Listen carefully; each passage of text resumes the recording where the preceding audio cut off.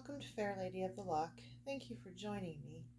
Today, this video is a part 2 of a personal reading being done for Lady D. Now, in the first reading, we did Tarot and Oracle. And in this second video, we will be doing a Rune reading and a crystal reading. So we will start with the Rune reading by pulling a past, present, and future position rune. Okay? Now, the runes can be a bit more harsh than the tarot at times, so please bear that in mind. The environment in which the runes were used was could be a bit of a harsh environment, and the runes reflect that.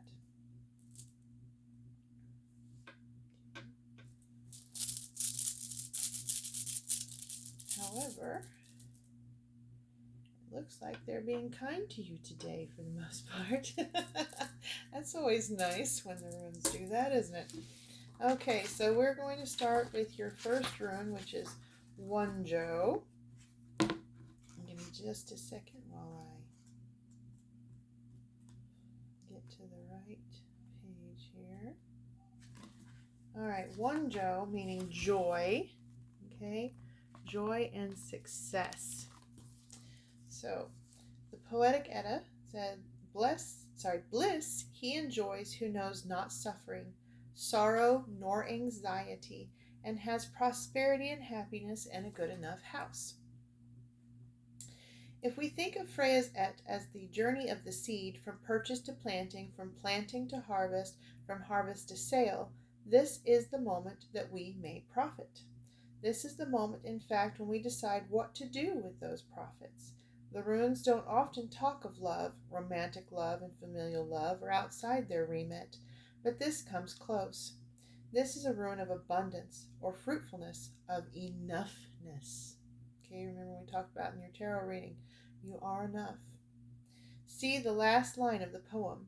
This is a reminder to be thankful for what you have, and not just thankful, but joyful. Rejoice in your life. Acknowledge your life and every good thing in it. Sit with this rune, take it in your hand, and bring your focus to what you have to be grateful for.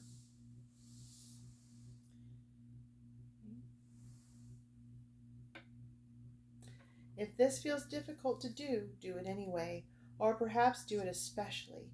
We cannot hope to be happy if we won't work for it. It is easy to think, especially today, that happiness means something above and beyond, that in order to be happy, we need a bigger house, more money, a better partner, a better job, a baby, a new car, new clothes, new anything. It is tempting to think of bliss in particular as something fleeting and rare. And yet, think again of the world these runes are speaking from, a world of death and destruction and cruel fate. In the next Et, we will find many struggles and many twists and turns, and yet here for a moment we can pause. The absence of suffering is in itself bliss. To be alive is bliss. To be indoors, to be safe is bliss. This is a safe haven. Breathe it in, recognize it, acknowledge it, love it. Okay? And I'm going to read the highlighted section here. This is a reminder to be thankful for what you have, and not just thankful, but joyful. So remember when we pulled the Moonology Oracle and it said to release negativity, okay? And this rune is reminding you to practice joy, okay? Now, the second rune that we pulled for you, I'm going to show you here in just a second.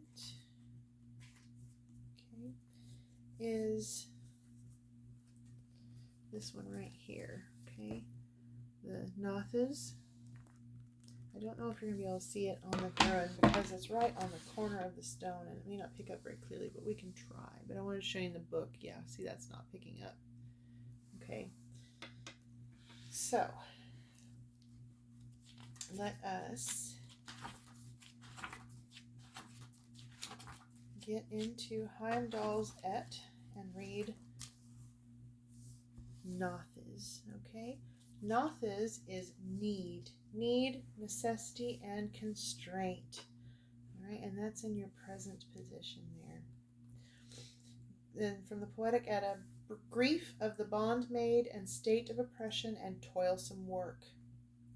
Noth is, not this, in quotation marks, is the heavy burden of labor, of duty, necessity, and that which cannot be shirked.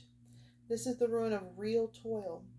If you've pulled this rune, it might mean that this hard work is yours to shoulder, that you need to knuckle down and get it done, that the constraints of the harness are yours, and only by wearing it will your journey succeed. In order to improve, we must work at it. Nothing comes without a price, and this is a sacrifice worth making. But it might mean, too, to pay attention to your struggle, to honor the feeling of toil while acknowledging our need to be free. That bondmaid of the poem is probably at least partly enslaved. She has no choice. She not only longs to be free, but she actively grieves that she is not. There is a longing to be free. What oppressions are we laboring under? Can we, unlike the bondmaid, find a way out? This rune is full of heavy choices, because the work must be done. Think of the kind of labor the bondmaid is probably employed in: subsistence farming, child care, milking the cow and pulling the plow and keeping the home. And think of how it would feel on your hands to work like that. But think too of the hungry children, the cold hearth, and the unplowed fields. The work must be done. Is it you who must do it? And can you do it with love, with cheer, and with an understanding that there is satisfaction in meeting your need wholeheartedly? Okay, I'm going to read this bold section again. Nothing comes without a price, and this is a sacrifice worth making. Okay, so I'm getting the message that you're going to know exactly what this is talking about. Some things aren't always my business to know, but you're going to know what this is talking about, okay? And it is within you. You possess the strength to carry through with whatever this is, all right? Okay, and then your final rune that should pick up on the video, I think, is Berkana. Okay, Berkana. And we will find this. Berkana, meaning birch twig, also fertility and family. Okay, birch goddess. From the Poetic Edda, leafy twig and little tree and fresh young shrub. Here is a green, quiet place after all the blood and fighting. Here is somewhere safe and somewhere special. A beautiful place, a place that knows itself and knows you too. There is something almost motherly about this place. The young trees growing up and around each other, little shoots, new leaves, things just coming into bud. And there is space for you here too. The sound of wind in the canopy and the burble of a stream somewhere below. There is no need to talk. Just rest here in the green of the birch grove. Berkana is a birch tree and a goddess. She brings spring and rebirth and secrets.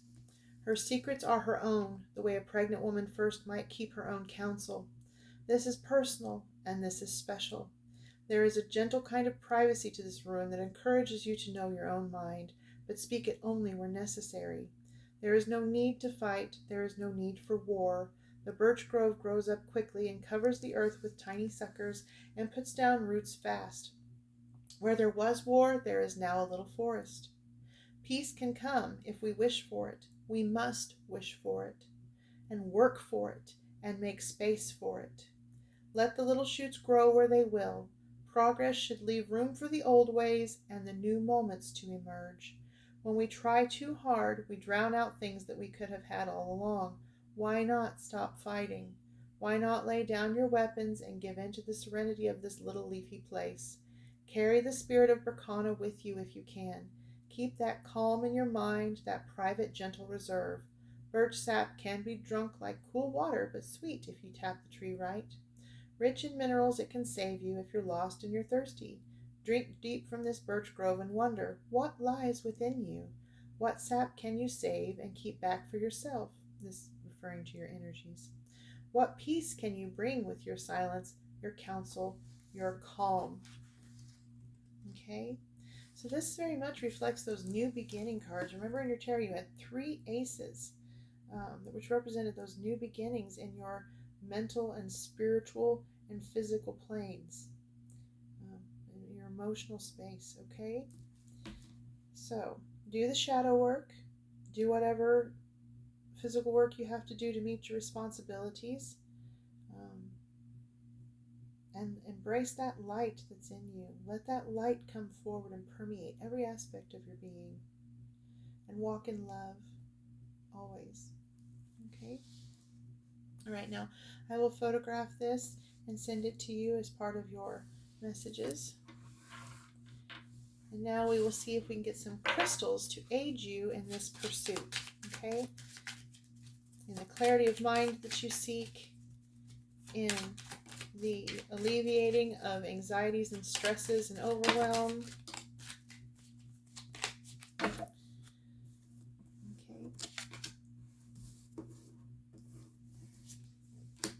All right, to start with, we have Ruby, wealth, wisdom, and success in love. Okay, so Ruby might be of some benefit to you. Sardonyx, happiness and stability to marriage and partnerships. Okay. Labradorite, limitless potential and sleep soundly. I recommend Labradorite for everyone. It can come in many forms, such as this slab here, or this heart shape if you like carved forms. It can come in towers,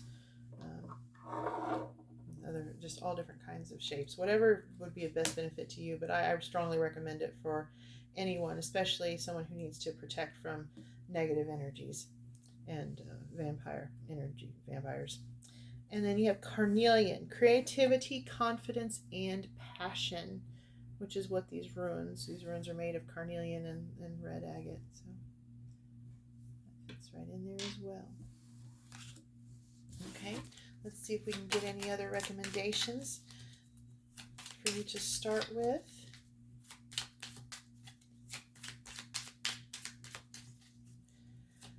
Others, like Labradorite, that I suggest for anyone and everyone are selenite for your cleansing and recharging of your crystals, and obsidian for its protective and grounding and stabilizing nature. Amethyst. This aids in peace, intuition, and spirituality. And that intuition came out strong in your reading, that you do have that ability. And you can have amethyst in towers, or you can have it in raw forms, such as this one here. Okay. Titanium aura, balance, energizing, and refreshing. Okay, that's titanium aura with balance, energizing, and refreshing. I'm going to pick those up. Give me just a second. All right, sorry, thank you. It was just one, and it was tourmaline, which is another one I recommend for anyone and everyone, especially black tourmaline with its protective and grounding properties. But tourmaline, calmness, stabilizing, and reaffirming.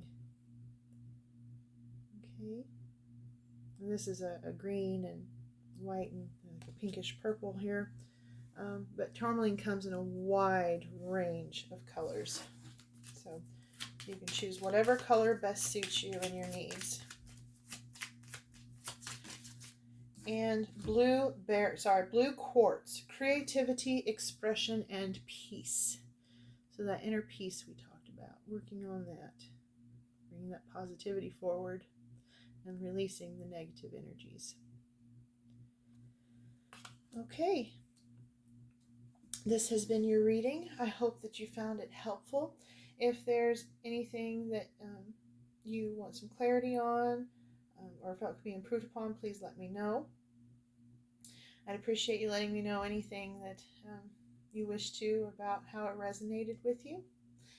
And I look forward to hearing from you.